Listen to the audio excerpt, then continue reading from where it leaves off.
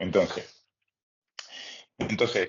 como íbamos hablando de lo del tema del reconocimiento, entonces la MEVES pues ha sacado esta presentación con el objetivo de que sepan sobre los detalles del reconocimiento, particularmente los conceptos básicos el, y el paso a paso, ¿no? Que es lo importante de esto. Más que todo por el tema de que es un procedimiento bastante complejo y esa parte compleja la vamos a hablar sobre en detalle ahora mismo, pues tratando de cubrir todos los aspectos principales. El objetivo de esto va a ser también el que aprendan un poco de lo que dice el BOE y las diferencias entre cada especialidad. Tienen que, los que estén sin silenciar, por favor, silencienlo ustedes para que me ayuden allí a que no se escuchen los de cada uno.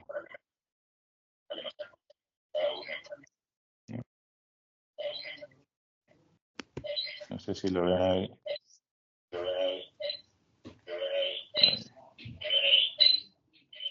Bueno, ya voy a tener que dejar así porque si no, no vamos a empezar nunca. Vale. Entonces, lo que decía en este sentido, pues mira, aquí con lo de la inteligencia artificial me hiciste una autopresentación y dice algo así más o menos esto. Ahí.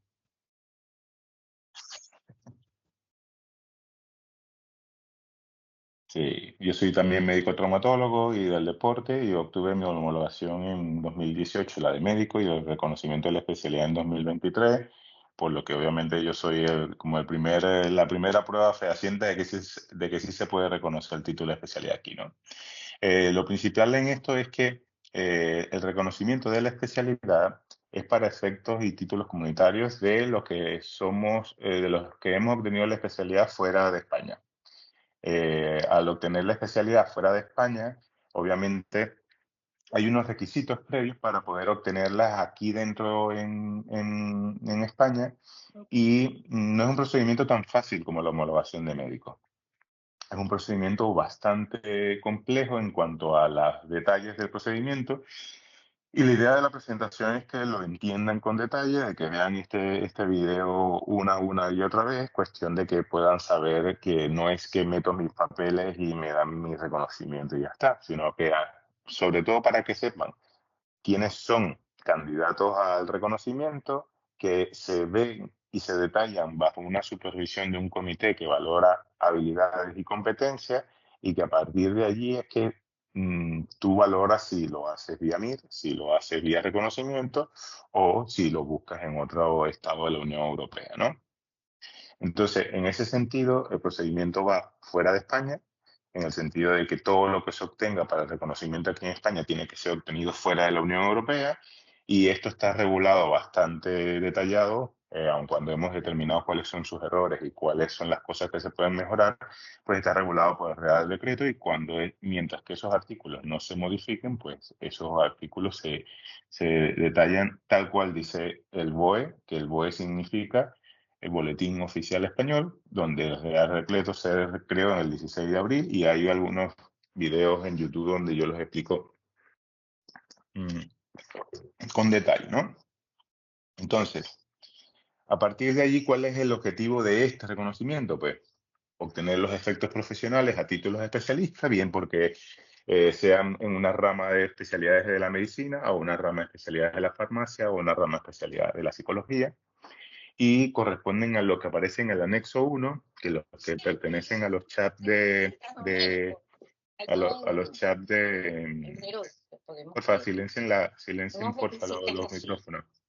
Entonces va a poner todo ese así, galletitas, eso, pero entonces el objetivo de eso es que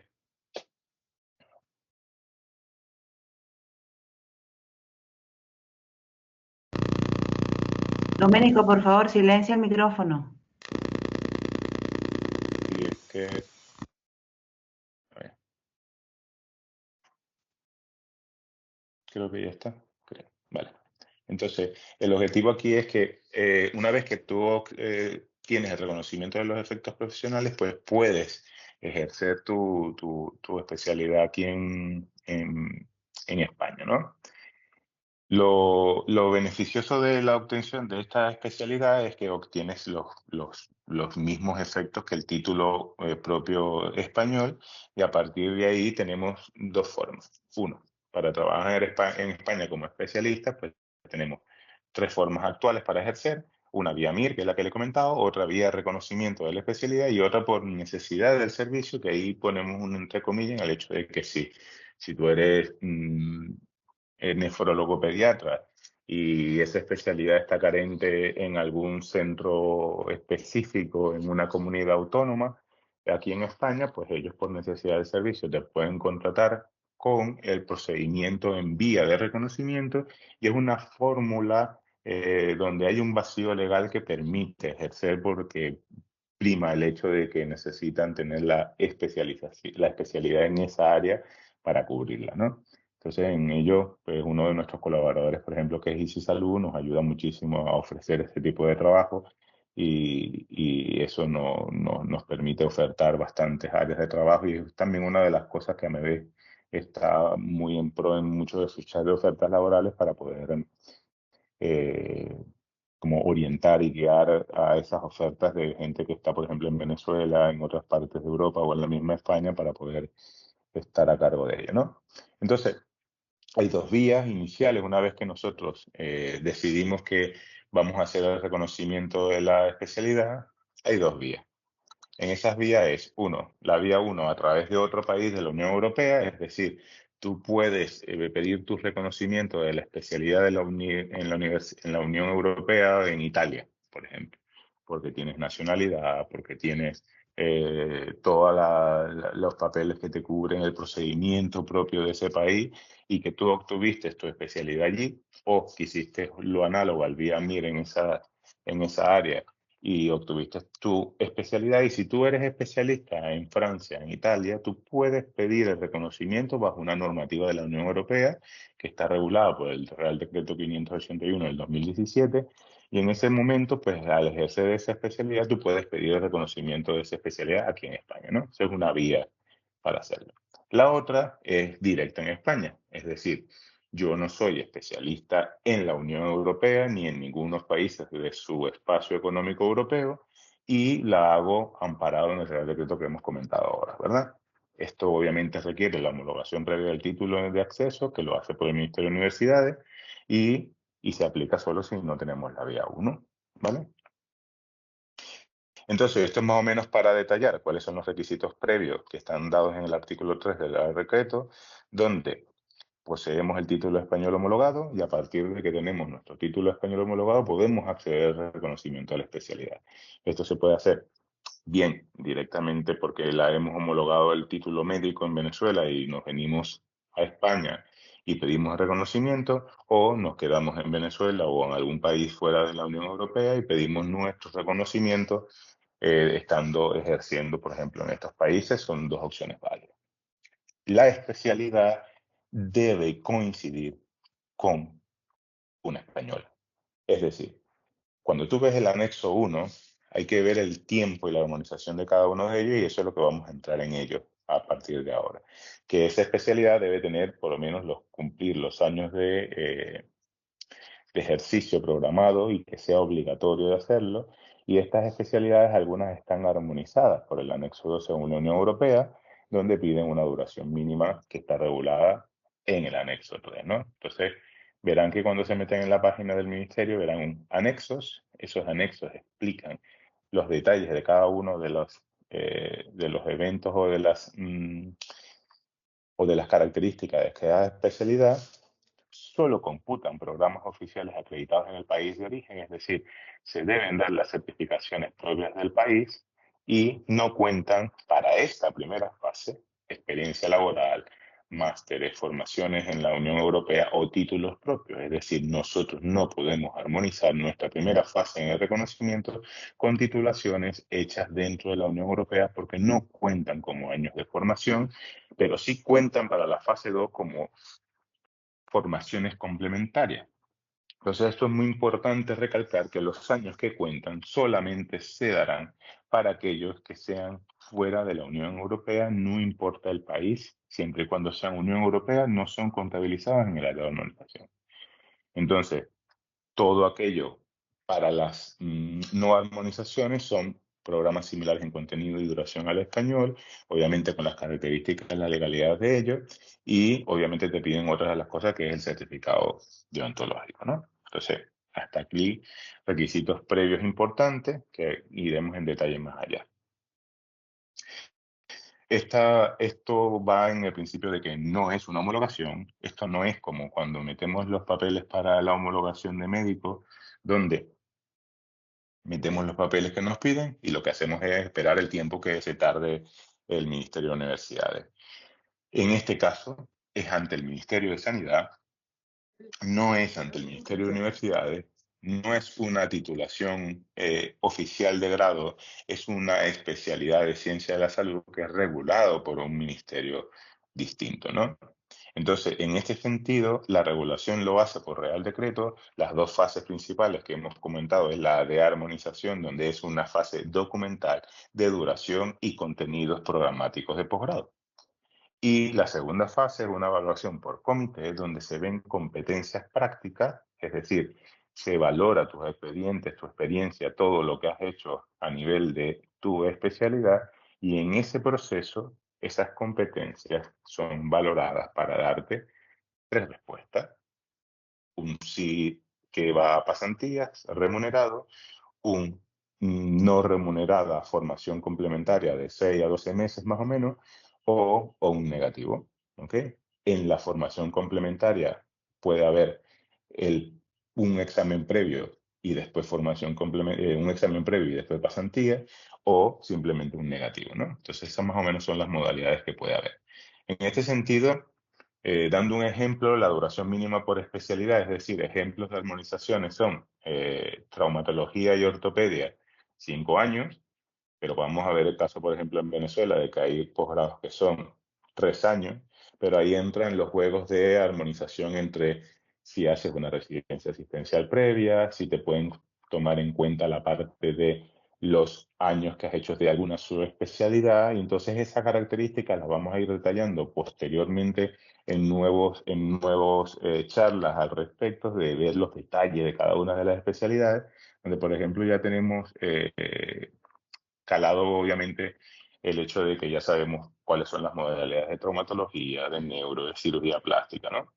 Entonces, lo importante es que esto solo cuentan programas de posgrados oficiales fuera de la Unión Europea, y los estudios en la Unión Europea no computan esta fase, por lo que el error común, ¿verdad?, que puede existir en ella, incluirán formaciones que eh, la Unión Europea no utilizan esas formaciones de posgrados que hagas dentro de la Unión Europea, y por ende tú dices, bueno, pero es que ya yo hice un máster de psiconeuroinmunología en Francia, vale, no te va a contar porque tú a lo mejor tienes un posgrado de neurocirugía, ¿no? Entonces, en ese sentido es importante destacarlo. Por Permiso, ende, señor doctor. sí, Permiso, doctor. Al respecto, mire, yo soy pediatra y neonatólogo. Para unir, sí, o sea, la pediatría aquí son 4 años y allá son 3, pero yo con lo de neonatología puedo sumar. Pero ¿qué carta o tienen una carta que uno pueda decir, aporto aquí los documentos de neonatología también? O sea, ustedes tienen un tú modelo a tienes seguir que, para poder meter los no, papeles. tú No los he metido por eso. tienes que aportar, tienes que meter el contenido de toda la parte neonatológica. Ok. De todas formas, eso Pero lo hay que hacer explicamos un al final formato, una carta o algo para ahora decirles. al finalizar te lo comento con detalle porque es más complejo que eso. Ok, ¿Vale? gracias. Vale, Vale. gracias. Entonces, a la pregunta que hace la doctora, vemos, por ejemplo, que la guía para poder documentar, por ejemplo, los casos de pediatría, se tienen que ir al BOE. Es decir, cada BOE de la especialidad, que ahora mismo ves el enlace perfectamente en la presentación y lo puedes buscar en Google. Por ejemplo, buscas el enlace de el BOE que rige la especialidad de pediatría. Entonces, esto va a buscar las competencias y las habilidades que debemos demostrar al momento de meter nuestros papeles. Por ejemplo, un ejemplo detallado.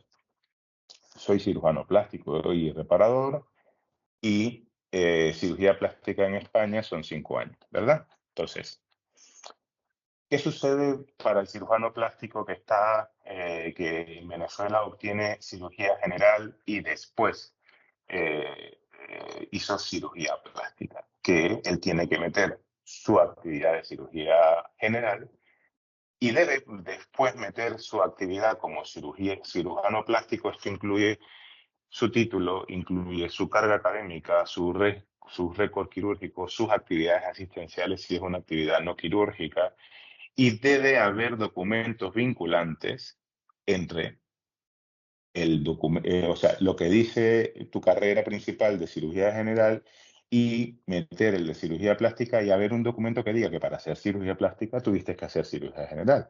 Esto te lo puede dar o el hospital donde lo hiciste o la universidad donde lo hiciste, dependiendo si esto es asistencial o si es universitario. Los documentos existen y cada universidad, cada hospital tiene un documento vinculante que usualmente es un perfil de ingreso, alguna constancia de posgrado donde piden los baremos de ingresos a estas actividades, y a partir de ello tú tienes que desarrollar tus formaciones complementarias para ir buscando las competencias que aparecen en los BOE que están publicados en algunos enlaces que voy a poner ahí, ¿vale? Entonces, esto va dado por habilidades y competencias y obviamente cuando tú generas esta actividad, tú tienes que enfocarte en desarrollar o meter documentación que te complemente tu actividad en lo más general posible de tu actividad. ¿Por qué? Porque, por ejemplo, en el estado donde si tú haces cirugía plástica y reparadora y te enfocas solamente en la estética, ellos van a ver desnivel o poca atención en áreas como la reconstructiva. O, por ejemplo, en el caso de pediatría, que si tú eres neonatólogo y solamente has hecho neonatología, tú tienes que enfocar a meter toda la capacidad o todas las actividades que hayas hecho desde un aspecto general desde el momento que te graduaste, porque si no van a ver que te enfocaste solamente en el área de neonatología. Total, que en esa actividad pues tienes que ir siendo lo mayor posible, ver que cumples todas las competencias que te dicen el BOE para que no vean déficit en muchas de las competencias que tiene que tener un pediatra de forma general, ¿no?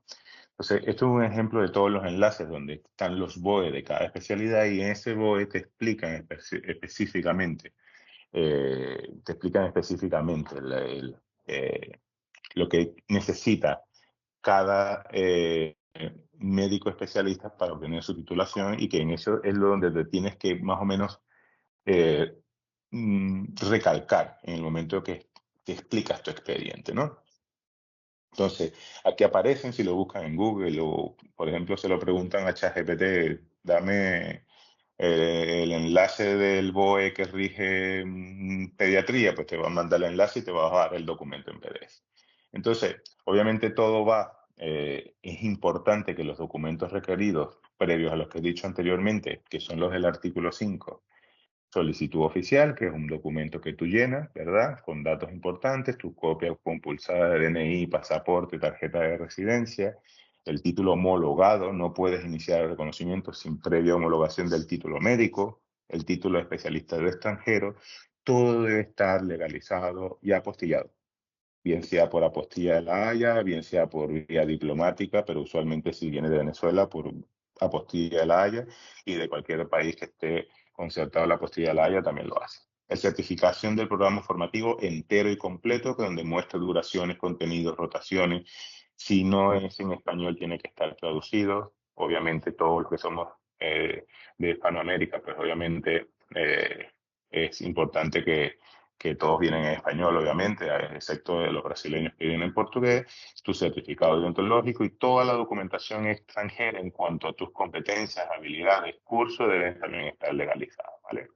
Entonces, el error común de por qué no es que si no lo metes, si no lo introduces, apostillado y legalizado, no es un descarte automático, pero te lo van a solicitar y de hecho si no los colocas, ya después no te los toman en cuenta por muy obvio que sea parte de tu expediente. Entonces es muy importante la parte de que debe estar apostillado y legalizado para que no tengas problemas. todo debe estar apostillado y legalizado. No se puede uno asumir el hecho de que este no lo apostillo porque a lo mejor, como entiendo que esto es caro o que vale dinero, pues aquí no lo consideran que sea por problemas económicos, sino que tienes que hacerlo por problemas de legalidad. Entonces, es importante que este es el error común número uno y el primero que produce el rechazo de la documentación y por lo que a muchos le han dado un negativo es no apostillar y legalizar sus documentos, así de crueles, ¿no? Entonces, lo importante es que se puede subsanar en cualquier momento, se puede dar hasta explicaciones. Mira, yo meto el documento ahora, pero después lo voy a meter y lo subsano para poder decirte que estoy en procedimiento, porque ya tengo la cita, porque ya lo voy a hacer. Entonces, es importante seguirlo, ¿no? Entonces, la presentación del reconocimiento de especialidad se hace ante el Ministerio de Sanidad. Las vías de presentación pueden ser electrónicas, ¿ok? Ya no es necesario estar aquí presente en España para hacerlo, o presencial en Paseo del Prado, que es donde está el Ministerio de Sanidad. La electrónica está disponible desde noviembre del 2025 a través de la herramienta de Retuex, que es el hecho de que con todos tus documentos digitales puedes hacer el procedimiento electrónicamente y sin ningún problema. Y está abierto permanentemente, ¿no? De hecho, puedes hasta cubrir requerimientos y subsanar todo lo de allí para poder ejercerlo. Entonces, en este sentido, una vez que ya tú metes tu documentación y hay una primera valoración donde haces la parte de la admisión de tus documentos y ven que está armonizado, entonces ya pasas de esa fase 1 a la fase 2. La fase 2 es la evaluación del expediente y esa evaluación del expediente pues viene en el hecho de que toda la documentación que tú has anexado pues es pasada a ser valorada por un comité que en teoría está formado por expertos del servicio donde estás valorando y que analiza el expediente. Para las especialidades armonizadas habrá una comprobación previa, es decir, obviamente la comprobación previa en ello determina de que tu documentación cumple los requisitos de armonización, ¿ok? Y esa comprobación previa es lo que se denomina un previo positivo.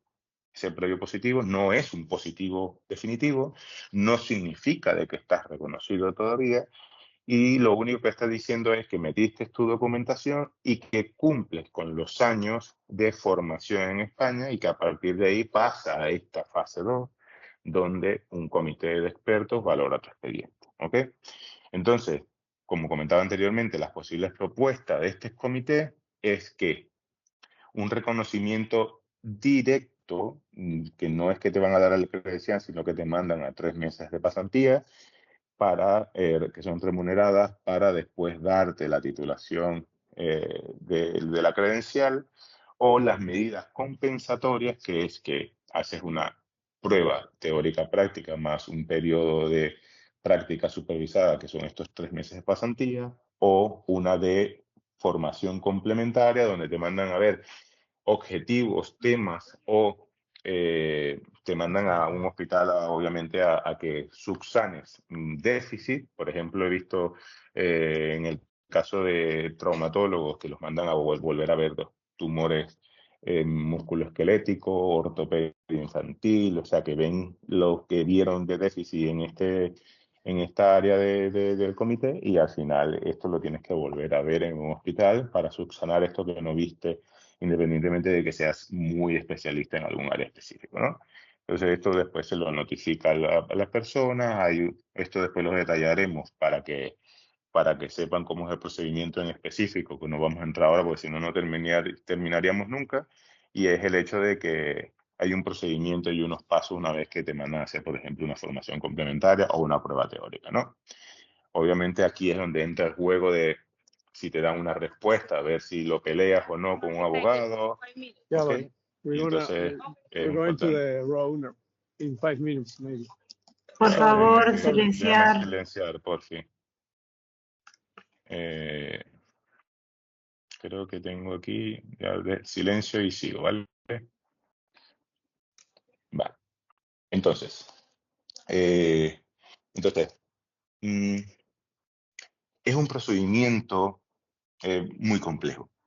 ¿Por qué digo que es muy complejo? Porque todo tiene que estar engranado. Se lo digo como experiencia personal, como la experiencia que tienen los abogados especialistas al respecto y la experiencia que tiene todas las personas que han pasado por el mismo procedimiento. Si se hace de otra forma, no lo voy a decir que está condenada al fracaso, pero está condenada a que te den alguna determinación que no es la correcta, porque si lo sabes detallar, si lo sabes explicar, si se lo han masticado muy bien al funcionario, pues lo más, es más fácil que te den el procedimiento, al menos de formación complementaria o de una prueba teórica o de un equivalente total, al hecho de que te den un negativo, que es lo que usualmente sucede cuando no preparas bien el expediente. Entonces, el expediente tiene que estar ordenado y cronológico, es decir, tiene que estar todas las vías de acceso desde la obtención. Imagínate que coges tu currículum vitae y ese currículum comienzas a detallar y a dar justificativo de todo lo que has hecho en tu vida desde la obtención de tu documentación hasta la obtención de tu especialidad hasta el día actual, hasta el momento en que estás metiendo el documento. Entonces, nosotros hemos propuesto el uso de una carta explicativa detallada, que de hecho eso estará disponible y veremos cómo se lo hacemos porque creo que está en los chats, de una historia profesional que se hace con una carta donde explicas el hecho de, mira, yo soy fulanito de tal, yo soy nefrólogo y yo he obtenido mi especialidad en tal hospital, con estas cargas horarias, con estas materias, con todos ellos, o sea, una explicación bastante detallada de lo que es tu especialidad. Y de hecho, una de las recomendaciones es que se haga como si fuese una tesis. Es decir, yo hago un historial, le pongo superíndices, le pongo enlaces que vayan a cada documento donde justifica el hecho de toda la documentación que he aportado, mis cargas, mis registros quirúrgicos, mis documentos vinculantes, perfiles de ingresos, certificados, institución formadora. Y entonces todo eso después va con el hecho de que he hecho congresos, publicaciones, cursos, subespecialidades, másteres en todas las áreas del mundo donde hayas ido a hacerla, la experiencia, todo lo que te demuestre en papel. Aquí no vale que yo lo hice y que como no tengo el papel, pero es que yo sé que lo hice y entonces si no está en papel, en ese expediente ordenado y cronológicamente, no vale. De hecho, las documentaciones que en las próximas charlas que presentes les voy a mostrar cómo se presenta un recurso de potestación ante el ministerio para explicar el hecho de que te equivocaste en tal cosa y cómo se refuta al Ministerio de Sanidad cuando nos vinculan a algún error y que tú sabes cómo demostrarlo, es un documento extremadamente ordenado y cronológico. Entonces, esa es la forma en que se le batalla al Ministerio de Sanidad cuando consideramos que está errado y que podemos justificar o apelar el hecho de que hay un problema en tu reconocimiento. Entonces, la carta explicativa que ya después con nosotros, con los encargados de reconocimiento y de homologación, se los iremos pasando para que lo pueda o lo solicitan en los chats a los que estén o también al correo de AMEDES. Todo al final se los dejaré para que puedan tener un área donde consultarnos. Lo importante de esto es que no, el error común aquí es que no incluir la cronología clara ni la carta explicativa es hacer que haya una interpretación errónea del funcionario. No es lo mismo que tengas todo ordenadito y cronológico para que lo supervise a que el funcionario, los funcionarios aquí en España son particulares, particularmente porque hay unos que funcionan muy bien y otros que no. Me imagino que esto será así en todo el mundo, pero el que no tenga una buena motivación para ese día analizar tu expediente, el hecho de que lo vea desordenado y que vea un papel aquí, otro por aquí, él va a interpretar lo que quiere. Entonces, claro, ahí es donde está el problema, que al interpretar lo que queda, el comité no va a ver eso que interprete. Entonces, a partir de ahí, eso es la diferencia entre un positivo o un negativo, ¿no? Entonces, aquí yo había puesto el anexo 1 al lado de la carta explicativa, que es más o menos un esquema de lo que lleva toda esa carta explicativa, su encabezado, sus notas, su superíndice, el contenido recomendado, donde pones todo lo que has hecho durante toda tu formación profesional y el modelo en específico, pues se lo pasamos después, ¿no? Entonces, en ese sentido, la evaluación por comité es dado por un secretario del Ministerio de Sanidad, más especialistas que usualmente son jefes de servicio, pero pueden ser jefes de servicio, subsecretarios. Literalmente puede ser cualquiera que escoja la jefa de ordenación profesional. Y entonces, en ese sentido, es un comité que se sienta a valorar estos expedientes. Entonces, si da un informe positivo, va un reconocimiento directo para que hagas 3 meses de pasantía, para que eh, te hagas en conocimiento de lo que pasa con el sistema público español, y a partir de allí puedes empezar a ejercer. Y un negativo, donde hay muchas diferencias grandes, que puedes apelar después de ese negativo, puedes apelar nuevamente en 2 años con nueva documentación, o que lo tengas condicionado para una formación complementaria, un examen teórico o un internado prácticas supervisada, ¿vale? Creo que pedían que volviera la diapositiva, lo voy a volver rapidito. Y aquí, de todas formas, esto va a quedar grabado y se los voy a hacer pasar después, ¿vale? Para que lo vean en detalle, ¿no? Entonces, el error común en esta parte del BOE es que no actualicen los méritos durante el proceso o incluir actividades irrelevantes. O sea, si yo soy pediatra y estoy metiendo un curso de estética, no tiene nada que ver. Entonces ahí es que no es posible. Son actividades relevantes. Igual que no incluyas actividades propias de la especialidad porque no las has apostillado. Tienes que meterla y después la apostillas, ¿no? Lo importante es que que supedites toda tu información sin ningún problema. Entonces, también está la parte de la prueba teórico-práctica, ¿verdad? Que es convocada anualmente. Los requisitos para participar en ellas es un expediente evaluado con una propuesta de prueba. Obviamente esto es una determinación después en la segunda fase. Es un examen teórico tipo oposición, es decir, es un examen de respuesta simple, como un examen MIR. Y al final eso es importante, el hecho de que te tienes que preparar si te dan una propuesta de examen, y usualmente lo que recomendamos es que puedas prepararte al menos entre 6 meses a 1 año si te dan prueba, ¿no? Lo ideal. Entonces, una vez que apruebas este examen, te mandan a 3 meses de práctica y bueno, y eso es más o menos el hecho. El otro es periodo de ejercicio profesional en práctica, que es sí, es determinada por el comité, ¿verdad? Desde el momento en que te da a máximo 3 años, tienes que hacerlo en centros acreditados por ellos mismos, debe ser remunerada, supervisada y evaluado por un tutor, y al final un informe de evaluación positivo para que te den tu credencial. Entonces, este periodo de ejercicio profesional en práctica usualmente son entre 6 y 12 meses y te mandan a que veas lo que consideran deficiente. Entonces, la resolución y la credencial, pues te lo dan obviamente en un máximo de 6 meses de que has completado el expediente. Por ejemplo, a mí me lo dieron en 2 meses. Y al final esto es el momento final de toda la espera, que por ejemplo en mi caso fueron 6 años, pero en otros compañeros son 10, otros 2, otros 3, varía muchísimo, ¿vale?